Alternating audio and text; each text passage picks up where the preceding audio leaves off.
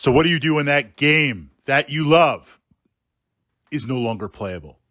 It's been dropped by the community. The gaming company, the manufacturer, no longer supported.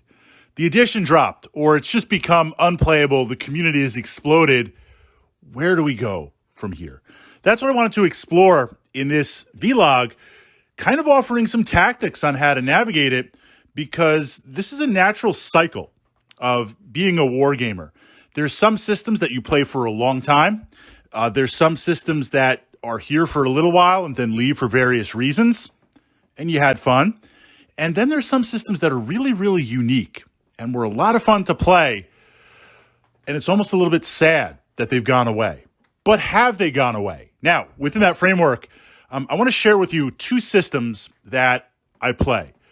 One is defunct, and the other one, well, it's still around, but it's really not what it used to be. And I want to share how I've navigated them. And of course, turning it over to my fellow wargamers in the comments, what are some systems that you have, that you play, or how have you navigated this question?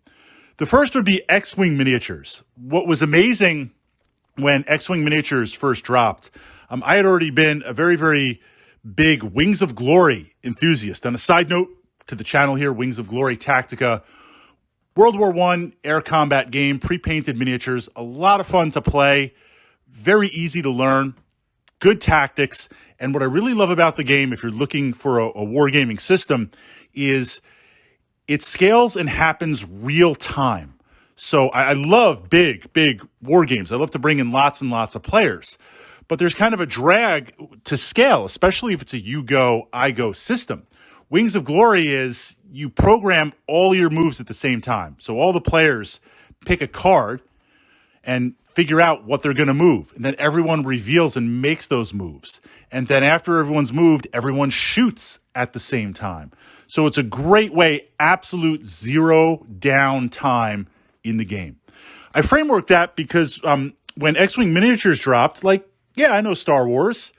I do the Star Wars thing, but I'm not really like a massive Star Wars enthusiast. Certainly it's not on par my understanding of Star Wars lore compared to, say, 40K or Star Trek. But I was eager to jump into the game for two reasons. First, I knew the rule system was going to be good because it was based on and improved upon that flight path system from Wings of Glory. And second, Star Wars is fun. It's an easy sell. I knew, hey, everyone's going to be playing this game because it's Star Wars. Bonus points because it was pre-painted ships. I didn't have to I just buy it, pop it out, and play it. Literally within a month of the game dropping, we had 15 to 20 players. And this was my local meta here. This was at the gaming club. This was at the gaming store. This was kind of pickup games with friends. Everyone's playing it. We got tournaments. We got big games. People getting together. People putting their ships together. We've got 60, 70 ships on each side. We got the baby capital ships going when they brought in the Epic. A lot of fun. And I played that for many, many years, both competitively and in a narrative. Really, really enjoyed the game. Got into scenery, got into some modifications, painted a couple of my ships. Yeah, it's different painting a ship compared to painting a miniature figure of a soldier or a tank from that element. And then we got second edition. And I say that because, hey, it's Fantasy Flight Games. I've been there on the opposite side, on the board gaming side. Fantasy Flight's going to come out with another edition. When you bought everything and they've expanded everything, they're going to pull you back in. I didn't quite have a problem with that because, in all fairness, they usually offer a conversion kit. An example I use is Descent First Edition to Second Edition. I have both of those. I really love Descent First Edition. It's a dungeon crawler game. And the characters, they offered a conversion kit to work with second. Runebound is another great board game that I love. And the difference between Runebound second and third edition, I should say, is it's similar, but they offer some tweaks, they offer some improvements, and they offer some new things. So I knew what was coming. I will say, as much as a new edition cash grab is distasteful, Fantasy Flight, I'm not endorsing it. They do a about as good a job as you're going to get with it. But that was a major blow to the community, at least around here, because these are big games with numerous ships. I'm not talking about 6 or 7 pieces. The conversion kits alone, which were a little bit clunky for the cards and the overlays, I priced it out for my my armies, my fleets, my everything. If I did every ship, it was going to be like $600. That's crazy considering I already bought something in. So you had some players just kind of auto-converting it themselves or dropping off. Now, that's normal. Anytime there's a new edition, some players drop off. But we still had somewhat of a community. But then as the game pulled back more and that other company acquired Fantasy Flight and support became less and less and the releases less and less, and there were some new ships in second that weren't there in first, but they were kind of lackluster. And you didn't want to rebuy new stuff, and there was so much stuff. The game lagged, and it dropped, and players left. And now it is a number of years later, but it is still Star Wars. The thing sells itself. There really aren't many players. So within that framework, when I knew second was coming, I wanted to see the damage. And I saw with the conversion kit. And now here's your first decision. If there's another edition, or if the game, as you know it, is essentially going to be dropped.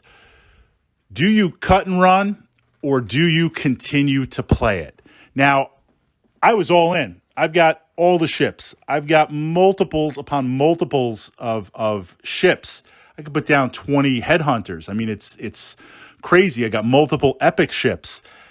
To sell all that, I would never. It's not a question of I would never recoup what I got for it. But especially since the game is changing. But on top of that, it is a very impressive collection. It's a massive collection. So your first kind of step back is to be like, I've got all my stuff. Do I sell it and roll it into something else? Do I continue with that edition? Or do I hold on to it? So my choice was to hold on to it and either continue playing first edition, which we do, and we'll kind of focus on that. Or depending on the game system, if you have this massive amount of material, do I take those X-Wing ships and repurpose the rules? Use another type of rule set. Use them for something else, right? They can just be on those clear bases, and I can play it from that perspective. Do we adapt and change things with other rule sets? Now, obviously, Star Wars is Star Wars, and we got that focus. But depending on the miniature system of how it works, you can certainly utilize other rule sets. Another option then, of course, is how things start to switch. So X-Wing miniatures went from literally me playing every week and monthly, at least in 1 or 2 tournaments on a Friday night or a Saturday night tournament, to now with nobody playing it, how I still play it is every couple of months, every 2 or 3 months, we have a big X-Wing miniatures game. It's a Star Wars game. I bring out all the terrain. I pre-program the sides. I keep it somewhat simplified. I mean, the rules you can figure out. And it's literally like step up, pilot your A-Wing, pilot your Y-Wing, pilot your X-Wing, and pilot this TIE fighter, and here you go. And let's play for like 3 or 4 hours and see what happens. Imperials versus Rebels. So if you have a big enough collection and you've got terrain, yes, you're not going to be playing it every week, and you're not going to be able to regain that place, that momentum, but it still could have a place for big custom games or events or something scheduled ahead of time. And that's kind of where X-Wing miniatures exist for me right now. Now, second aspect is exploring Mordheim. I got into this much later when it was already really winding down, and back in the day, the GW Specialist games, there was still enough stuff out there, and it was being produced enough, kind of the generic war bands, and then, of course, taking Warhammer Fantasy models and adding to it. But it was very clear that Games Workshop was going to drop this. I went into that game knowing it because I loved the lore so much. Not only the Warhammer Fantasy lore, but this idea that you've got the city, this comet of Sigmar crashes into the city, detonates, explodes it. The center of the comet is this magical stone, warp stone, weird stone, and essentially you're sending in your mercs to get this stone to sell. And you're building a warband. It's got that light role-playing feel. It's got some interesting different characters and mercenaries that you can play. And it works either as a kind of standalone or a campaign game. So within that framework, and I pushed up some ideas and explorations to that under the playlist here on the channel, I jumped in knowing that it was at its end. And my goal there was to scoop up as much as I could, to build the warbands that I could on that discount, with some additional supplements for kind of generic troopers from Warhammer Fantasy current lines, and build a giant section of the city. Going in to play it and say, this isn't something I'm going to be playing every week. And I would if I could. It's not I'm going to be playing it every week. This is like TI, Twilight Imperium. It's going to be an event.